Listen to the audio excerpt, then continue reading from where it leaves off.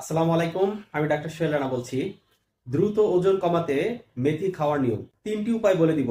এই তিনটি উপায় অবলম্বন করলে আপনার ওজন দ্রুত কমতে থাকবে। নাম্বার 1, মেথি ভেজানো পানি। 1 থেকে 2 চামচ মেথি 1 গ্লাস পানিতে ভিজিয়ে রাখুন। সকালে খালি পেটে এই ভেজানো পানি পান করুন এবং ভেজানো মেথি চিবিয়ে খান। মেথি মেটাবলিজম বাড়ায়, ক্ষুধা কমায় এবং পেট ভরা রাখে।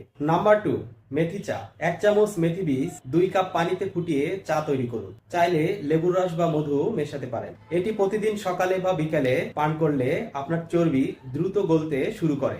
নাম্বার 3, মেথির গুঁড়া। মেথি শুকিয়ে গুঁড়ো করে রাখুন। প্রতিদিন সকালে খালি পেটে 1 চামচ মেথির গুঁড়া হালকা গরম পানির সঙ্গে খান।